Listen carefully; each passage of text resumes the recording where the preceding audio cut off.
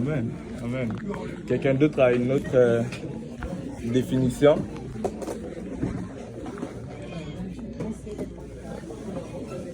Good, good.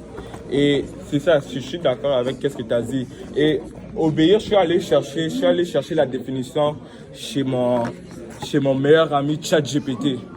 Et quand je suis allé regarder la définition, ChatGPT m'a dit ceci. Obéir signifie se conformer à un ordre, une instruction, une règle ou une autorité. Cela implique d'agir conformément aux attentes ou aux commandements donnés, souvent dans un contexte où une personne ou une entité supérieure, comme un parent, un supérieur hiérarchique ou une loi, exige une action spécifique. Et qu'est-ce que j'aime dans sa définition, c'est que ça dit à la fin que l'obéissance doit être suivie d'une action spécifique.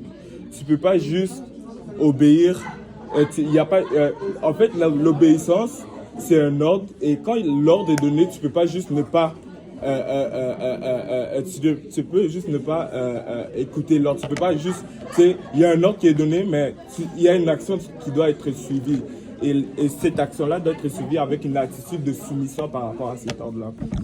Et tu sais, l'obéissance fait partie de notre vie quotidienne. Depuis que nous sommes nés, probablement la première chose que nos parents essayaient de nous inculquer, c'était d'obéir. Depuis que nous sommes nés, dès que nous sommes nés, de plus en plus que nous grandissons, nos parents essayaient vraiment d'inculquer l'obéissance parce que de plus en plus que nous grandissons, si on n'a pas l'obéissance, ben, on va avoir cet esprit de rébellion. On va avoir cet esprit de rébellion envers la société.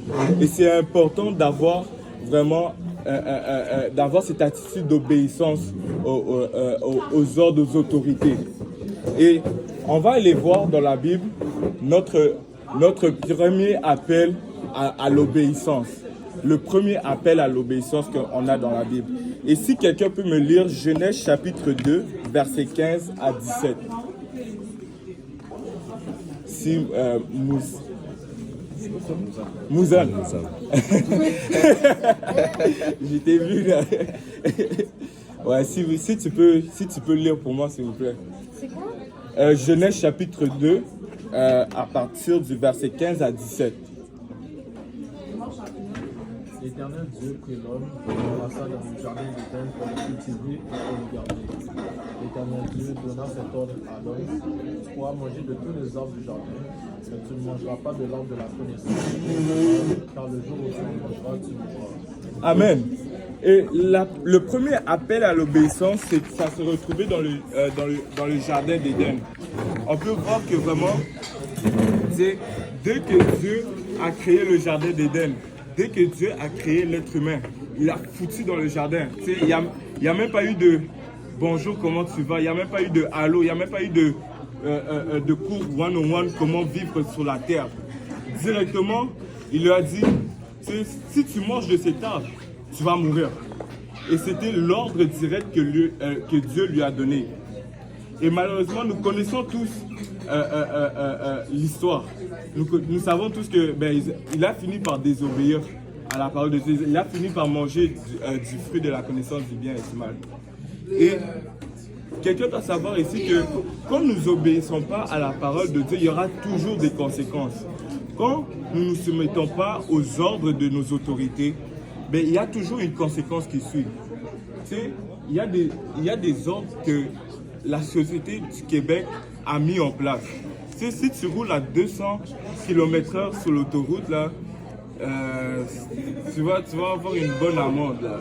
Ou sinon, si tu n'écoutes pas à tes parents, tes parents, ils vont comme le pasteur aime ça le dire, là, ils vont passer une bonne tape sur le siège de l'ignorance. Et ça, c'est les fesses. Et c'est vraiment important de comprendre qu'il y a toujours une conséquence qui suit quand nous désobéissons à des ordres ou à une autorité. Et à cause que Adam et Ève ont désobéi à cela, qu'est-ce qui s'est passé? C'est que le péché s'est attaché à eux. Et à cause que le péché s'est attaché à eux, le péché s'est attaché à nous tous. Et à cause de la désobéissance, maintenant, nous, nous sommes aptes à recevoir le péché. Le péché est attaché à nous. Et quand nous décidons de désobéir à la parole de Dieu, ben c'est comme si que nous commettons un péché. On peut, si quelqu'un peut me lire 1 Samuel, chapitre 15, verset 23.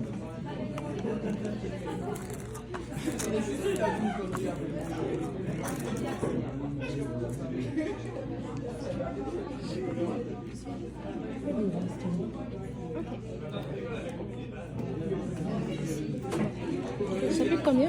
1 Samuel, chapitre 15, verset 23. Car la désobéissance est aussi coupable de la divination et la résistance ne l'est pas moins que l'idolâtrie et les téraphins. Puisque tu as rejeté la parole de l'Éternel, il te rejette aussi comme roi. Amen. Et ça dit, car la désobéissance est aussi coupable que la divination et la résistance ne l'est pas moins que l'idolâtrie et les téraphins. Puisque tu as rejeté la parole de l'Éternel, il te rejette aussi comme roi. Et ça, c'est la version Louis II. Et je vais juste lire la version Osterwald. J'aime mieux la version Osterwald par rapport à cela. Chapitre 3, la version Osterwald. La version Osterwald dit ceci. Car la rébellion est autant que le péché de divination et la résistance autant que les idoles et les téraphins. Puisque tu as rejeté la parole de l'Éternel, il t'a aussi rejeté pour n'être plus roi. Et ici, la parole de Dieu dit littéralement qu'à cause de la désobéissance en fait, la désobéissance c'est comme la rébellion. Et quand tu te rebelles contre la parole de Dieu, ben c'est un péché. Quand nous décidons de rejeter la parole de Dieu, mais cela c'est un péché. Et vraiment, vu que le péché se saisit de nous quand nous décidons de rejeter la parole de Dieu, vu que nous commettons un péché en désobéissant à la parole de Dieu, ben, nous sommes séparés de Dieu. Nous sommes vraiment, Dieu décide de cacher sa face envers nous. Et on peut le voir dans le livre de Ésaïe chapitre 59 verset 1 et 2. Si quelqu'un peut me lire s'il vous plaît. Ésaïe chapitre 59 verset 1 et 2. Non, la main de l'Éternel n'est pas trop courte pour sauver, ni son oreille trop dure pour entendre. Mais ce sont vos crimes qui mettent une séparation entre vous et votre Dieu. Ce sont vos péchés qui vous cachent sa face et l'empêchent de vous écouter. Amen. Et je vais encore me permettre d'aller lire la version Osterwald, parce que la version Osterwald est précise. Et la version Osterwald dit ceci. Voici, la main de l'Éternel n'est pas trop courte pour délivrer, ni son oreille trop plaisante pour entendre, mais ce sont vos iniquités qui ont fait la séparation entre vous et votre Dieu. Et ce sont vos péchés qui lui font cacher sa face pour ne plus vous entendre.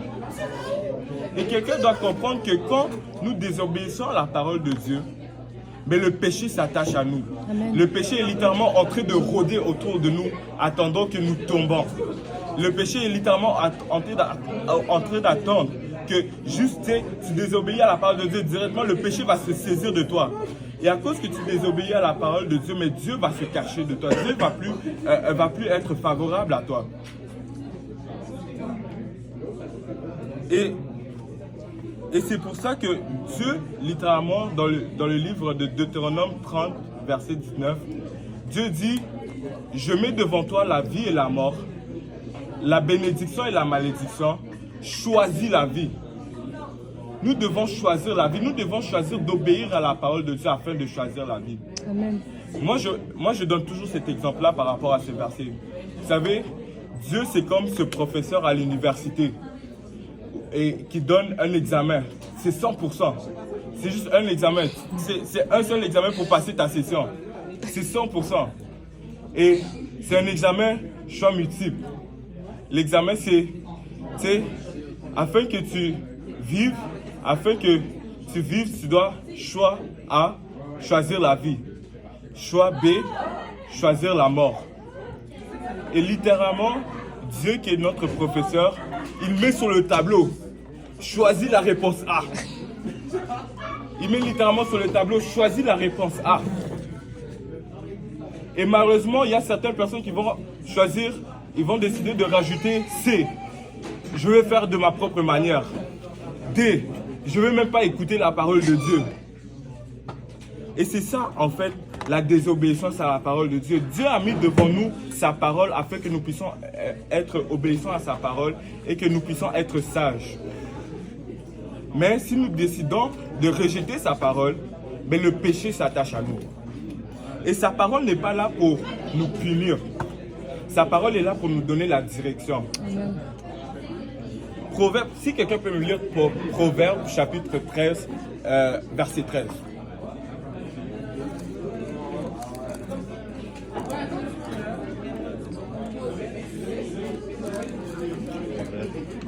Oui, Proverbe chapitre 13, verset 13.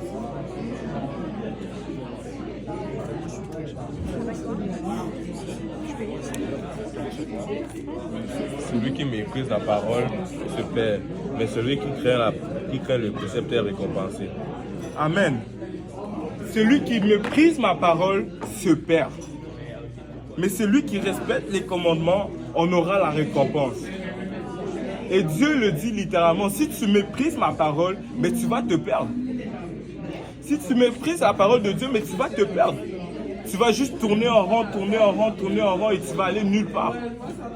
Et moi, je me rappelle avant d'avoir donné ma vie au Seigneur, quand je ne servais pas le Seigneur, je faisais plein de bêtises. Je courais de gauche à droite, je cherchais les femmes, j'allais chiller au club, je gaspillais mon argent au club, acheter des bouteilles. Tu sais, si j'avais gardé cet argent-là pour pas le gaspiller sur les bouteilles au club, peut-être présentement, tu sais, j'aurais un bon saving là, dans mon compte de banque. Mais à cause de ça, à cause que j'avais pas la parole de Dieu, je me suis littéralement perdu. Et la parole de Dieu est là pour nous donner la sagesse. Amen. La parole de Dieu est là pour nous guider, nous donner l'intelligence, nous montrer comment agir avec amour envers les uns envers les autres. C'est littéralement comme un cheat code. Littéralement. Je ne sais pas si vous vous rappelez, mais bon, je sais pas, moi je jouais à GTA avant là. Et je me rappelle quand je jouais à GTA, j'avais mes petits cheat codes sur le côté là. J'avais mes petits cheat codes sur les papiers. Et littéralement, j'avais des voitures illimitées, j'avais de l'argent illimité. Et la parole de Dieu, c'est littéralement comme un cheat code. C'est littéralement comme un cheat code.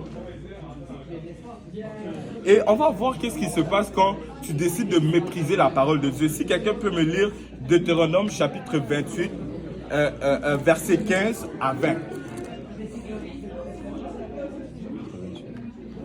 Ouais, chapitre 28, verset 15. Si on peut laisser les mots, s'il vous plaît.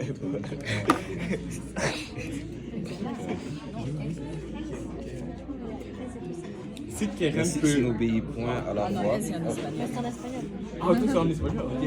mais si tu n'obéis point à la voix de l'Éternel, ton Dieu, si tu n'observes pas et ne mets pas en pratique tous ses commandements et toutes ses lois que je te prescris, aujourd'hui, voici toutes les malédictions qui viendront sur toi et qui seront ton partage. Ouais, continue jusqu'au verset 20. Tu seras maudit dans la ville et tu seras maudit dans les champs. Ta corbeille et ta huche seront maudits. Les fruits de tes entrailles, le fruit de ton sol, les portes de ton gros et de ton menu bétail, toutes ces choses seront maudites. Tu seras maudit à ton arrivée et tu seras maudit à ton départ. L'Éternel enverra contre toi la malédiction, le trouble et la menace au milieu de toutes les entreprises que tu feras, jusqu'à ce que soit détruit, jusqu'à ce que tu précises promptement, à cause de la méchanceté de tes actions qui t'aura porté à abandonner. Ouais, voilà. Amen. Et quand j'ai lu ce verset, quand j'ai lu ce passage, j'étais littéralement comme damn. Toutes ces malédictions-là, juste à cause que on ne suit pas la voie de l'Éternel. Et c'est littéralement ça qui arrive. Quand tu décides de désobéir à la parole de Dieu, mais tu attires la malédiction vers toi. Littéralement. Littéralement, quand tu décides de désobéir à la parole de Dieu, tu attires la malédiction vers toi. peu importe ce que tu vas faire, ça ne va pas prospérer si tu suis les voies, comme si tu suivais le voie de Dieu. Peu importe ce que tu fais. C'est littéralement comme si tu es en train de travailler. Et c'est comme si que, à chaque fois que tu travailles, c'est comme si que ton argent disparaît du jour au lendemain. Tu reçois ta paye le jeudi, même pas le lundi arrivé, ton argent est parti. Mais par contre, si tu suis les voies de l'Éternel, si tu suis les voies de l'Éternel, Dieu va bénir ton entreprise. Littéralement. Dieu va bénir ton entreprise. Tout ce que tu vas faire, Dieu va bénir. Et tout ça, c'est parce que tu as décidé d'obéir à la parole de Dieu. Tu as décidé de te soumettre à la parole de Dieu. Et quand nous ne suivons pas les voies de Dieu dans notre vie, c'est comme si on est en train de littéralement s'auto-détruire. Et j'ai littéralement bientôt fini. On va juste voir un exemple dans la Bible où ça nous montre vraiment l'obéissance que nous pouvons voir à partir de Jésus-Christ. L'obéissance de Jésus-Christ qui nous montre vraiment le meilleur exemple d'obéir à la parole de Dieu. Et si quelqu'un peut me lire Luc chapitre 22 à partir du verset 39 à 42. Ouais, si. Est-ce que tu peux lire, s'il te plaît? 22.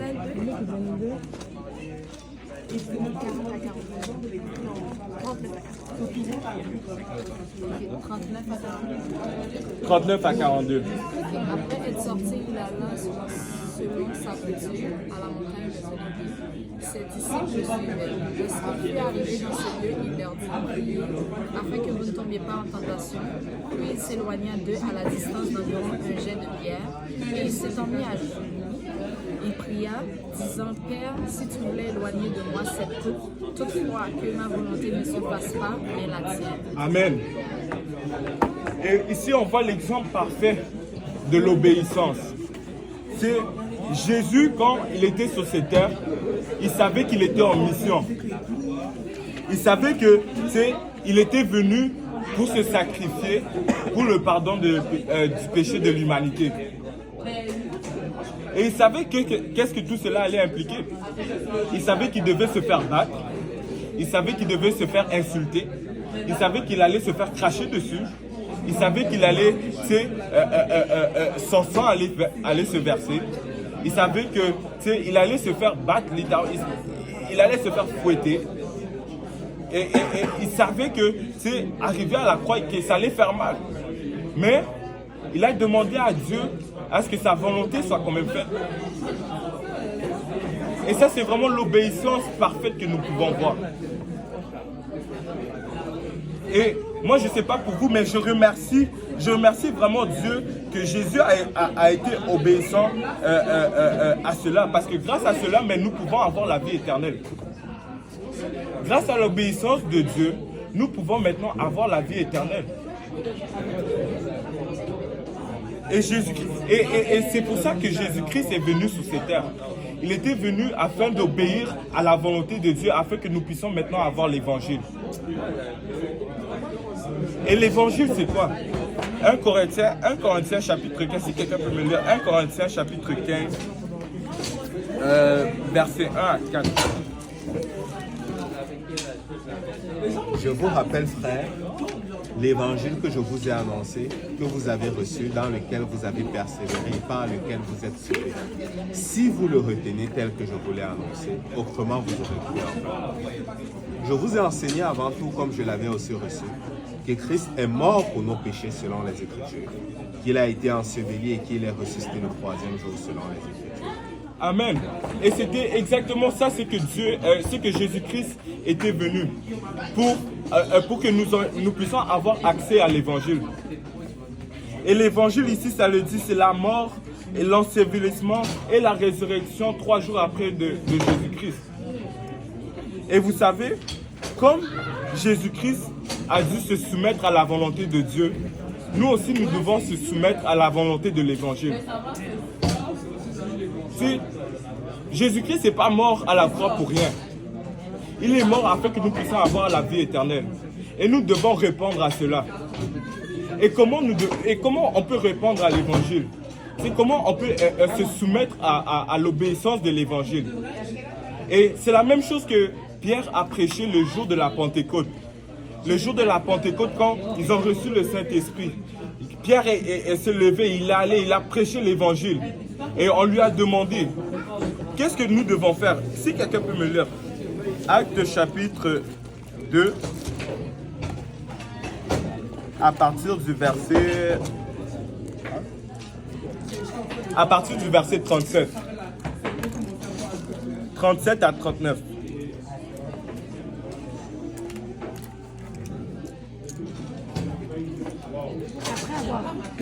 Après avoir entendu ce discours, ils eurent le cœur vivement touché.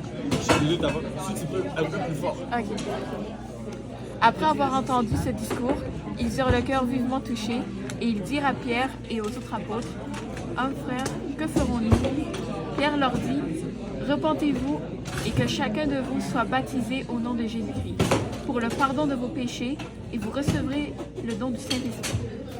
Car la promesse est pour vous, pour vos enfants et pour tous ceux qui sont au loin en aussi grand nombre que le Seigneur, notre Dieu, les appellera. » Amen. Et c'est ça notre réponse à l'évangile. C'est ça notre obéissance à l'évangile. La Bible nous dit que quand Pierre a prêché l'évangile, on lui a demandé, « Hommes frères, que ferons-nous » Pierre leur dit, « Repentez-vous et que chacun de vous soit baptisé au nom de Jésus-Christ pour le pardon de vos péchés. Et vous recevrez le don du Saint-Esprit. » Et c'est ça notre réponse à l'évangile. Et comme moi j'ai prêché l'évangile aujourd'hui, et cela est un appel pour vous, pour ceux qui n'ont pas encore obéi à l'évangile, pour ceux qui n'ont pas encore obéi à la parole de Dieu. Si vous n'avez pas encore obéi à l'évangile, voilà la réponse. Voilà ce que vous devez faire. Vous repentir de vos péchés. Vous faire baptiser au nom de Jésus-Christ. Et vous devez recevoir le don du Saint-Esprit. Et pourquoi cela est si important? Pourquoi l'évangile est si important? Parce que cela, c'est notre salut pour la vie éternelle. Si quelqu'un peut lire Jean chapitre 3, verset 1. Verset 1 à 4. Verset 1 à 5.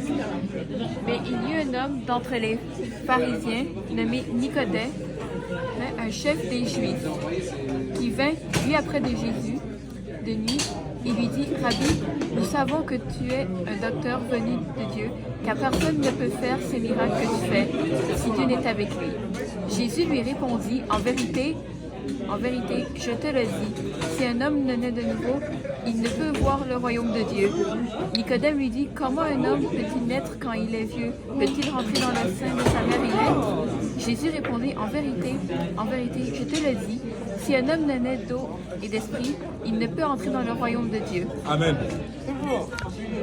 Et Jésus lui dit littéralement, en vérité, si un homme ne naît d'eau et ne naît d'esprit, il ne peut rentrer dans le royaume de Dieu. Et c'est pour ça que c'est aussi important d'obéir à l'évangile. Si nous n'obéissons pas à l'évangile, mais nous ne pouvons pas rentrer dans le royaume de Dieu. Pour pouvoir hériter du royaume de Dieu, nous devons avoir cette expérience de nouvelle naissance.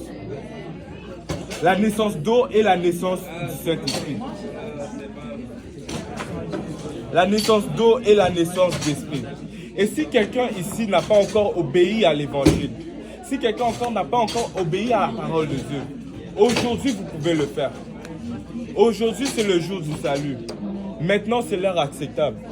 Si vous entendez la voix du Seigneur vous parler, n'endurcissez pas votre cœur. Aujourd'hui même vous pouvez être né de, aujourd'hui même vous pouvez naître de nouveau. Et si quelqu'un veut se faire baptiser aujourd'hui, on peut le faire aujourd'hui. Si quelqu'un veut qu'on prie pour qu'il puisse recevoir le Saint-Esprit, on peut prier pour que vous puissiez recevoir le Saint-Esprit. Amen. Amen. Good. Gloire au nom du Seigneur. Moi, j'ai fini. Est-ce que vous avez des questions, commentaires? T'as quel âge? Mais c'est important, t'as quel âge? J'ai 22. J'ai 22. Moi, j'ai trouvé ça vraiment bien. Mais parce qu'il peut comme gars de jeune. Gloire au nom du Seigneur. Alors, on va prier pour conclure. On va prier pour conclure tout ceci. Amen. Merci Seigneur pour